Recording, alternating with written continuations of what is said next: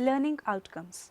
Dear students, after studying this module, you shall be able to know about the significance of column chromatography, the principle and methodology of column chromatography, and the general aspects of column chromatography. Now, let us start with the introduction of this module. Chromatography, as you all know, is a technique used for the separation and analysis of complex mixtures. The separation phenomena was first reported by a Russian botanist, Michael Sweat, in 1906. He separated different colored constituents of plant extract by passing them through a column of finely divided calcium carbonate, alumina and sucrose. Sweat observed that various pigments such as xanthophylls and chlorophylls appeared as colored bands on the column, and he coined the term the chromatography for this technique. Greek word chroma means column and graphene means to write. Many advances have been made in this field in the last century, notably by Martin and Singe, who introduced the concept of gas-liquid chromatography in 1941. They were awarded Nobel Prize for their contribution to chromatographic science. Broadly, chromatographic techniques can be divided into planar and column chromatography. As the name suggests, planar technique incorporates the use of a flat, planar, two-dimensional surface where only length and breadth are taken as area on which chromatograms are formed. The surface is coated with the stationary phase. Paper chromatography, thin layer chromatography or TLC, and high performance thin layer chromatography or HPTLC are different types of planar techniques. Column chromatography has a stationary phase held in a column or a narrow tube. Most common types are gas chromatography or GC and high performance liquid chromatography or HPLC. Next is principle of centrifugation. Column chromatography separations involve stationary phase being held in a narrow tube or column. The mobile phase or eluent along with a mixture of component or solutes is forced through the tube having a stationary phase under pressure. This process is termed as elution. Eluate is fluid emerging from the end of the column. Columns are either packed or open tubular. Packed column is filled with small particles of stationary phase, whereas open tubular column is usually a narrow capillary tube with stationary phase coated on the inside wall. Next, we will be studying about classification of column chromatography. Chromatography is a dynamic process and all its types involve two immiscible phases. One is stationary phase, which stays inside the column or on a planar surface, and the other mobile phase, which moves through the column or over planar surface. Mobile phase can be liquid or gas and helps in redistributing the components of a mixture between two phases, thus aiding in separation. The stationary phase can be solid, liquid or liquid adsorbed on solid or organic species bonded to solid surface. Solid forms include non-exchange resins. The table here next classifies the various types of chromatographic techniques based on the type of mobile phase used, liquid, gas or supercritical fluid. Supercritical fluid mobile phase method is relatively new and is gaining popularity. Liquid chromatography can further be divided into 5 categories depending upon the stationary phase used and the mechanism of redistribution followed to attain equilibrium. Components of the mixture follow different mechanisms of interaction or redistribution, namely adsorption, partition, ion exchange or size exclusion. Likewise, gas chromatography can be further subdivided into 3 types. It is to be noted that liquid chromatography can be carried out in column as well as on planar surface, but gas chromatography and supercritical chromatography can only be performed in a column. In supercritical fluid chromatography, wherein the mobile phase is a superficial fluid, there occurs a partitioning between supercritical fluid and the bonded surface. Next, we will be studying about the process of elution. The process of elution and separation of various components by column chromatography has been depicted in this diagram. A solution having component A and B in the mobile phase is introduced at the head of column. Elution process begins when addition of fresh solvent or mobile phase or eluent which is applied onto the top of the column. The mixture of A and B is washed down into the column and these components distribute themselves between mobile phase and the stationary phase. The average time spent by a particular component in either stationary or mobile phase depends upon its affinity for that phase. In this diagram, the component B is retained on the stationary phase for longer period than component A. These difference in their rates of movement, that is A moving faster than B along the length of the column, causes the components of the mixture to separate into bands or zones. Complete isolation of the separated components is achieved by passing sufficient mobile phase through the column and collecting or detecting them at different times, having times of T3 and T4. Next, we will study about the chromatogram. Various solutes emerging from the column are observed with detectors. The detectors may be specific for the type of solute detected and are described in later modules. A chromatogram is a graph showing the detector response plotted against a elution time. Such a plot is useful for carrying out both qualitative and quantitative analysis.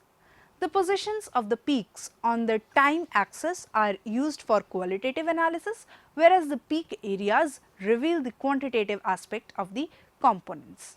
Before proceeding ahead, we should be aware of certain terms used in column chromatography, and that is why the very first term that we will be taking up here is retention time. Retention time is a time taken by a solute to reach the detector after the mixture is injected onto the column. It is represented by TR. Adjusted retention time, that is TR dash, is given by the expression TR dash is equal to TR minus of TM, where TM is the time taken by unretained species or mobile phase to reach the detector. It is also referred to as dead time. So, the adjusted retention time for a solute is to move through the column beyond the time required by mobile phase to travel through the length of the column. The very next term in this is the partition coefficient. The solute components partition themselves in the mobile phase and stationary phase as they move through the column. If the column is run slow enough, the concentration of solute in the stationary phase and mobile phase reaches equilibrium. The equilibrium constant or partition coefficient K for this reaction is defined as K is equal to Cs divided by Cm, where Cs is the molar concentration of the solute in the stationary phase and Cm is the molar concentration in the mobile phase. Most of the chromatographic separations are performed under linear conditions, that is Cs is directly proportional to Cm. Thus, for solute X, it may be written as. Next term is the capacity factor. It is also called retention factor and is used to describe the rate of migration of solute on column. The capacity factor K dash is defined as K dash is equal to Tr minus Tm whole divided by Tm. This equation implies that longer a solute is retained by the column, greater is the capacity factor. If this factor is in the range of 20 to 30, elution time becomes too long. But if it is less than 1, then solute passes out without interacting with stationary phase. Ideal values lies between 1 to 5.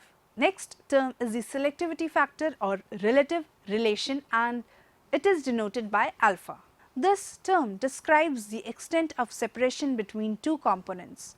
Greater the value of selectivity factor or relative retention alpha, greater is the separation between closely spaced components in the chromatogram. It is expressed as alpha is equal to Kb dash divided by Ka dash, where Kb dash is the capacity factor for more strongly retained solute B and Ka dash is the capacity factor for solute A, which is eluted faster.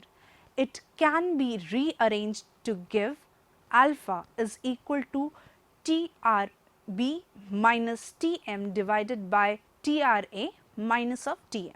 Both capacity factor and selectivity factor can be easily calculated from the chromatogram and are used to monitor the performance of column. Next, we will study about measures of column efficiency. Column efficiency depends upon how well the column is able to separate the components of the sample. Two factors contribute to this aspect: width of peak and difference in retention time between peaks. Wide peaks result in poor separation, and peaks having very close retention time may not be able to resolve completely. We will deal with peak width before elaborating upon resolution of the peaks. First is effect of peak width. The width of chromatographic peak as is recorded on chromatogram is the culmination of various phenomena taking place in the column. So, we will elaborate on theoretical terms related to rate of movement of a solute down a column. Efficiency of separation can be attributed to the concept of height equivalent to theoretical plates, or HETP, or simply plate height. A theoretical plate is an imaginary concept that does not conform to any actual parameter in the column, but for evaluation purposes it is a useful measure. Plate height refers to the length in the column within any two adjacent plates. The name is derived from the theory of distillation, in which column is made up of series of bubble cap tile plates and separation is performed in these discrete stages or plates. Plate height is the length that is able to achieve equilibrium of the solute between stationary phase and mobile phase under particular set of conditions, such as flow rate, temperature of column, type of stationary phase, etc. The solute then moves down the column with equilibrated mobile phase in a stepwise manner from one plate to the next. The concept of theoretical plate in chromatographic column was given by A. J. P. Martin and R. L. M. Cinch, for which they were awarded Nobel Prize in Chemistry in the year 1952. Here the figure shows separating column for separation of various components. The efficiency of the column to separate components is dependent upon plate height. A column of a particular length with lesser plate height and thus more number of theoretical plates is more efficient than the one with lesser number of theoretical plates. For a solute passing through a column of length L in centimeters having n number of plates and h plate height in centimeter, correlation between them is given by the expression where n is equal to L by h. Difference between plate heights of various solutes arises due to difference in their partition coefficients. Plate height can vary between 0.1 to 1 mm in gas chromatography and approximately 10 micrometer in high performance liquid chromatography. Plate numbers can range from a few hundred to several lakhs. W is the peak width or bandwidth. W1 by 2 is the bandwidth at half height of the peak. We can assess the efficiency of the column from the chromatogram by visualizing the shape of the peaks. A smaller plate height translates into symmetrical, narrow, Gaussian shaped chromatographic peaks, and reverse is true for peaks with greater peak width. To calculate n from chromatogram, the expression that is used is n is equal to 16 in brackets Tr divided by W whole square. Here Tr and W are time measurements in the same unit. Length of the column L should be known to obtain plate height of h. Another method for obtaining n, which some researchers prefer, is by using peak width at half height. Number of plates is then given by n is equal to 5.54 multiplied by Tr divided by W whole raised to the power 2. The results obtained in both cases are comparable. Since past 50 years, researchers have been devoted to developing meaningful relationships describing the effects of experimental parameters for reducing plate height on various columns. As the solute move through the length of the column, band broadening is observed, which is reflected as broad peaks on the chromatogram. This phenomena is inevitable. So, conditions have to be reached upon where it occurs slower than band suppression. Several physical and chemical factors decide the rate of band suppression and band broadening, and these are discussed in the chapters on gas chromatography and high performance liquid chromatography. Next is effect of retention time or resolution. The resolution is a measure of low well two adjacent peaks are separated by a column. Baseline separation should be achieved for complete resolution. This figure illustrates the performance of three columns with different resolving power for two components, that is A and B.